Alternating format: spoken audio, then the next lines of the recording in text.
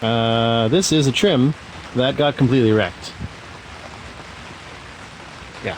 And I was going to put it on, but because it's completely wrecked, I can't. So we're going to put that over there in the hopes that I can find another one. So anyway, all I've managed so far is to get the transmission out of the driver's seat, smash my face on the mirror. That was fun.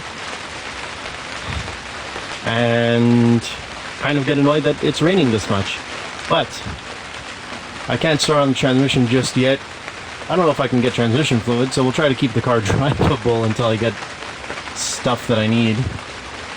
Given that the quarantine and whatnot is happening, it's kind of not sure what's going to go down. So we're going to start with the distributor O-ring, which is something that goes on basically every Honda with a distributor, so it'd be reasonably useful for everybody. I'll try to be exciting. Alright, let's just get into it. So you're going to want a star screwdriver, a 10mm, a 10mm, a 10mm, and a ratchet with which to drive the 10mm. If your car had this thing, which I had never seen before, but it was on one of the 10mm, you're going to want this tiny little pocket screwdriver, as Eric the car guy says, to just kind of gently push it off. So I'm going to try and get that back on, but I've never seen it before. Pretty mint. Alright, so I'm going to cheat a tad because I got to get to the transmission anyway, and I'm just going to pause this so I can get this off. Alright, now that that's off, that also took a 10mm. It's OEM. Take your battery, you put it next to the transmission here, and you got all the space in the world to work on whatever it is that you wish to work on. There's a lot of grease down there, probably because of this freaking thing not being sealed. By thing I mean the Dizzy O-ring. Thing you're going to want to do is gently note the order here, which is apparently 3124, and just yank them all off and forget about it, because really they're just gonna literally go back the way they were.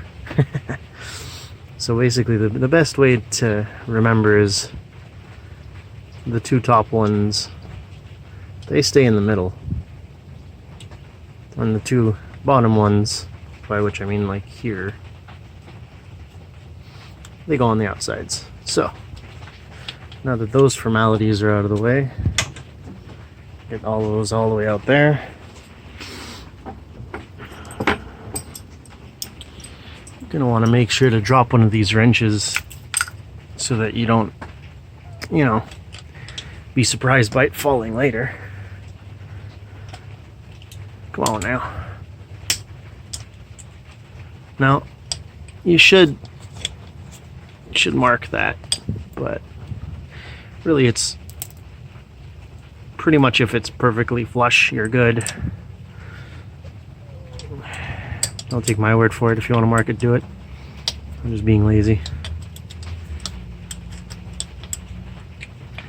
That's probably why there's a cap here. Alright, I'm going to work on... Actually, this is pretty much unthreaded. Leave that in there for now. The other one is here someplace. I can't actually see. Yeah, the other one is... Oh, that one right there. So you want to keep your hand open here, because you're very likely to slam it into something over there. This is pretty crappy camera work, but first video, give me a chance. And the last one, you're going to get your hand super dirty, especially if it was leaking already, because it's literally... My freaking legs are already hurting. That's perfect.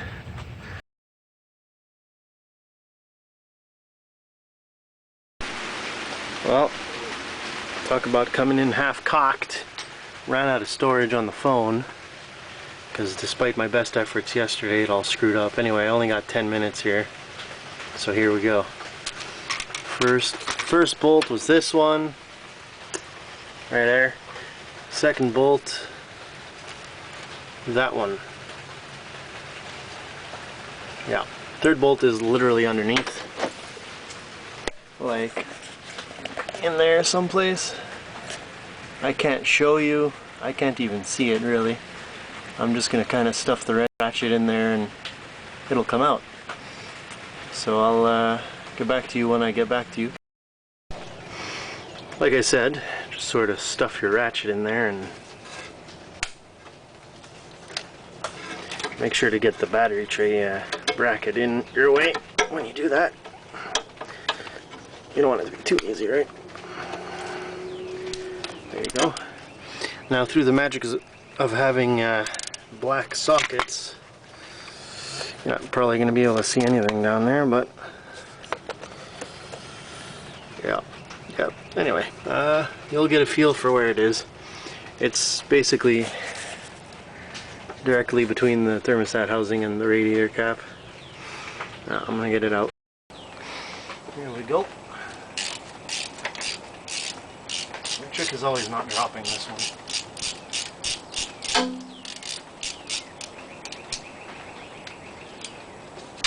Not sure how I managed it last time, but we'll get it figured out. Here.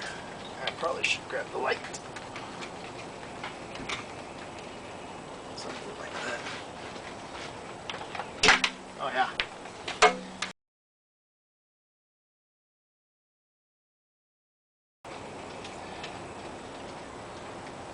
There we go.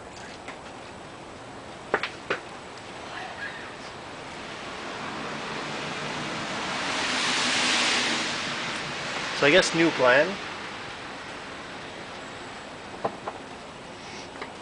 with this here, with the ratchet, with the extension here. This is gonna be crap. Anyway, with the extension here, the screw can't fall. So we're just gonna go at it until the distributor, oh no, comes right out. Yeah, right until it comes out. You definitely want to undo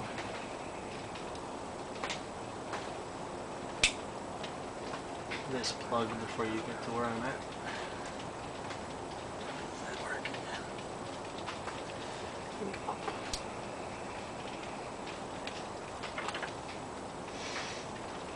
I'll leave those. Don't want to have to figure out which one goes where.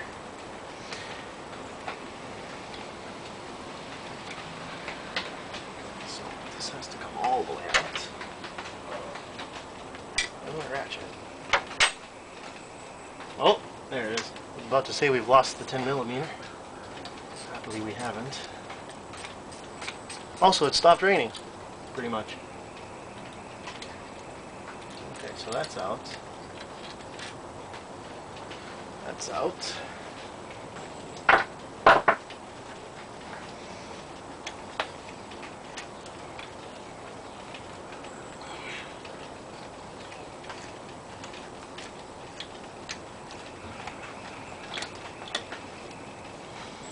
Well, alright, so you can take these out. Top one again goes on the top, bottom one goes on the bottom.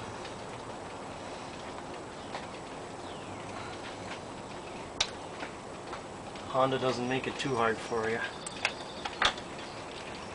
Okay.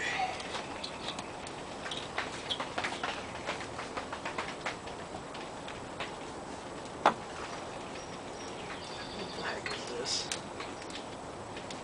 Ah, of course.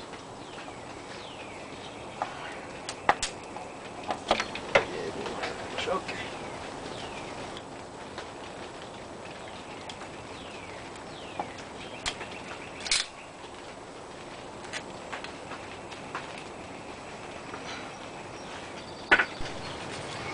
Okay, so then you can pretty clearly see how it was leaking. It's not the end of the world if you turn this. Don't turn it too much, though. Yeah, you're gonna definitely not want to turn it 180 because it's not gonna go in. Actually, you know what? It cannot go in wrong. One of those is longer than the other, or thicker, or whatever. So you can't put it in wrong. So if it's not going in, you're probably trying to put it in wrong. Anyway, I'm going to work on getting that O-ring out, and probably not going to reinstall this today because I've got to get down even deeper than this, so it'll stay out. But there's the removal of the distributor. You can put it right there for the moment. I'll get that O-ring off. Basically, you just need a little screwdriver and a pin or a pick or whatever, and get right out of there. I'll get it off though because I want to show you what it sounds like. Alright, here's hoping I can stay in the frame here. Let's see. Oh yeah! So try, I mean, make a brave attempt at not stabbing yourself in the hand while you do this. So.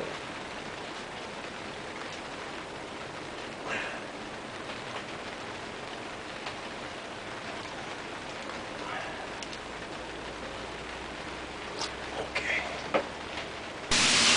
Now, a good way to tell whether or not your O-ring is screwed is the noise it makes.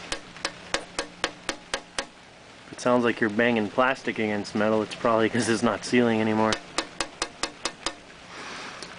Of course, the streak of oil that was coming off the back of the distributor here, not a good indication. Or maybe you could look at, you know, anyway. So, parts that you got left. It's not too complicated. You just got to make sure the distributor goes back where it was. As I was saying earlier, you got to mark it. Anyway. So that was at least removing a distributor. That was removing it. Oh yeah, this is. That was removing a distributor for the purpose of getting rid of this thing and replacing it with something that isn't a piece of plastic. More 10 millimeters and whatever. I mean, just grab all your 10 millimeters. You're probably gonna drop one. That's pretty much it. Some manner of scribe, punch, make some marks so that your timing is identical to where it was when you took the distributor off. Would be. Anyway, so that's the first video in a fairly long series here. I got the transmission on the ground. I gotta get the new O-ring, put it on the distributor. I'll try and round out the distributor series, but I mean it's literally 3 bolts and an O-ring. Like, you got this.